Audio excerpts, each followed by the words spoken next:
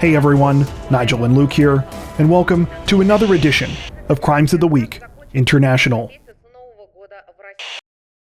Before we get to today's video, we're excited to announce that our official Patreon page is now live. Patrons will receive exclusive extended editions of each one of our Crimes of the Week and Crimes of the Week International videos. So if you want even more crime news coverage, head over to patreon.com/crimezone.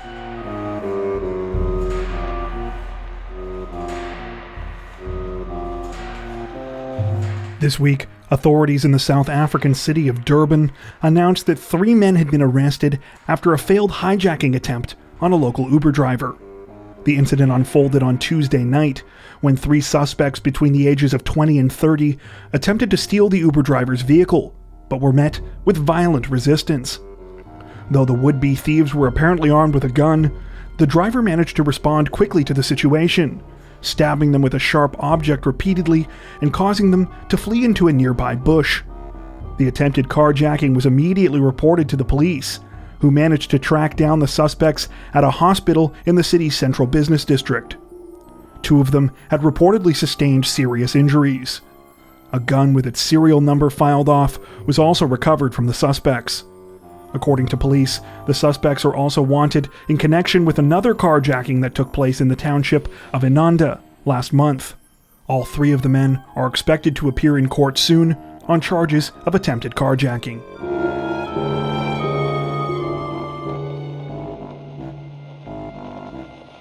Authorities in the Norwegian city of Tønsberg say that a man has been arrested this week after he allegedly attacked another person with an excavator. Police were alerted to the incident at approximately 10:40 p.m. on Sunday night, after the suspect, a man in his 50s, reportedly attacked another man in his 40s while he was in his car. According to several witnesses, the suspect used the excavator's claw to lift up the victim's vehicle while he was still inside. Few details have been reported about what started the bizarre attack, but it has been said that the men were engaged in a conflict over a bankruptcy settlement. Police say that the victim only sustained mild injuries, and that the excavator driver has since had his license confiscated.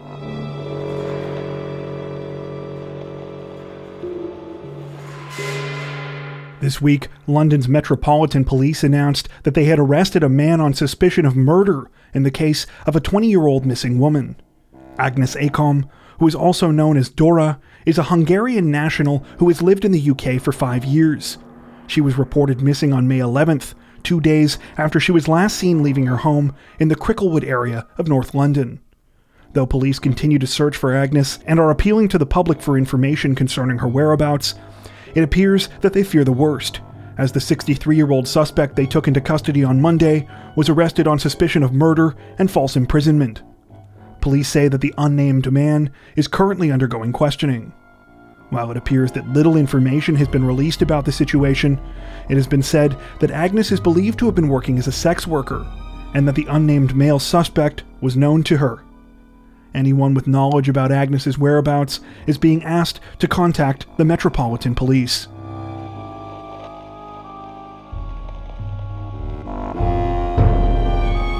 This week, it was reported that authorities in the Japanese city of Takamatsu had recently arrested a 27-year-old office worker after the man had allegedly gone to extreme lengths to express his displeasure with another man's parking habits. According to Japanese media, on the morning of May 8th, a 56-year-old man got into his compact car, which had been parked overnight in the lot of a local shopping center. When he started the engine, the front end exploded. Though the explosion was apparently not very large and left the driver unharmed, it was substantial enough to damage the front bumper of the vehicle and left char marks on the pavement below. After questioning witnesses, local police were led to the residence of the young office worker, Masahiro Mizobuchi. Mizobuchi admitted that he had planted explosives on the victim's car overnight, telling authorities that he didn't like the man's way of parking. While it's unclear exactly what Mizobuchi meant by this, it seems that the victim may have been using the local shopping center to park his car for some time now, and for some unknown reason, this had really started to eat away at him. Though I'm sure we'd all like to know, there's apparently no word on why he chose this bizarre course of action, rather than simply calling the police to report the alleged parking violation.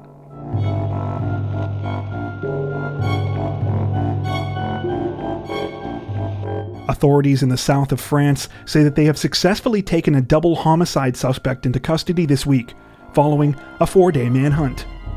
According to reports, the search for 29-year-old Valentin Marcon began after he allegedly shot and killed his boss and a colleague at the sawmill he worked at in the village of Le Plantier.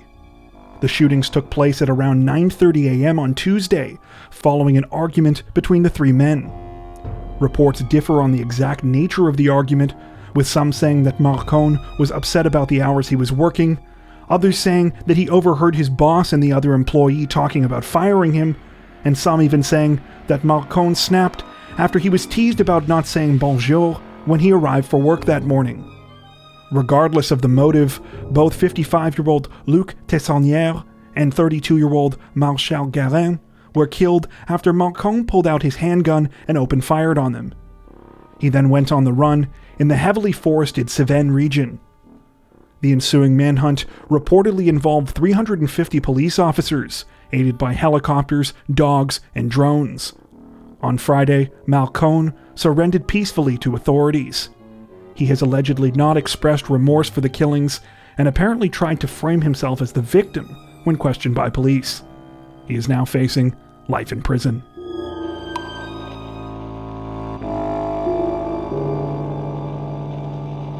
This week, a bizarre home invasion story was reported out of Thailand's Chonburi province that apparently ended with the alleged victim being the only one facing charges.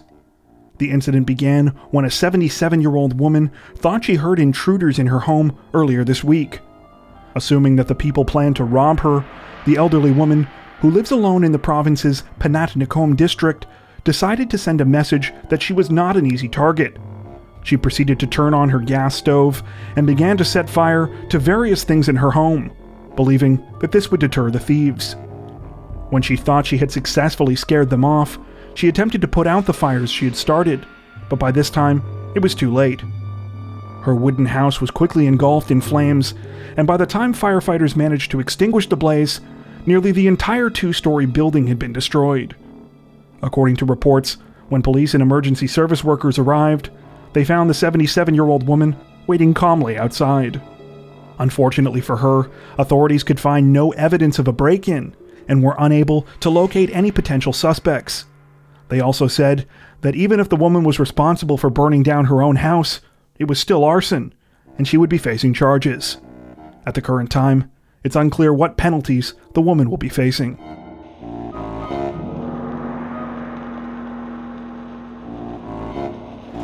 Authorities in Amritsar, India, say that they are searching for 2 suspects in a brutal robbery that took place in the village of Nashera Nangli this week.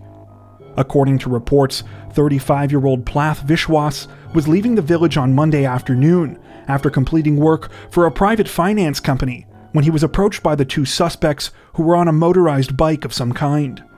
They proceeded to violently rob Vishwas, chopping off his hand before taking off with his backpack. The backpack contained a tablet computer, as well as approximately 1,500 rupees, or roughly $20 US. Police say that they are tracking down the perpetrators with the help of CCTV footage, as cameras managed to capture the terrifying crime as it unfolded. If caught, the suspects face a number of charges, including attempted murder, theft by force, and wrongful restraint. Thankfully, it was reported that surgeons were able to reattach Vishwa's hand at the hospital.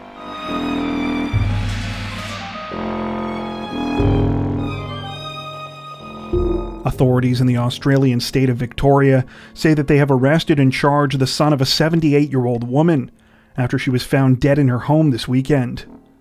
According to reports, the body of 78-year-old Judy Bednar was found during a welfare check at her home in the Melbourne suburb of Chelsea at approximately 10:30 a.m. on Saturday. It is believed that she was dead for several days before her body was discovered. Further chilling details of the case were released after it was announced that the police had arrested and charged her 53-year-old son Thomas Bednar with the terrifying crime. Thomas allegedly suffers from schizophrenia and had a volatile relationship with his mother. Family of the Bednars say that in the months leading up to the murder, Thomas was growing increasingly unstable. However, it remains unclear if he received any kind of treatment. Several Australian news outlets have also reported that Judy Bednar was afraid of her son and had gone to police on more than one occasion because she feared for her life and felt that she needed protection. It is unclear what, if anything, was done by authorities.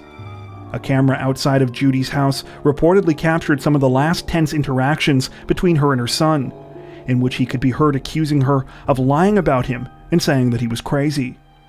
It is believed that Thomas is also the man who was caught on camera leaving Judy's house in a hazmat suit a couple of days before her body was discovered. It was reportedly not the first time he had attempted to break into the house. Thomas Bednar's first court hearing was on Monday night, during which he refused to come out of his cell to face the court. His next scheduled court date is on October 4th. That brings us to the end of this edition of Crimes of the Week International.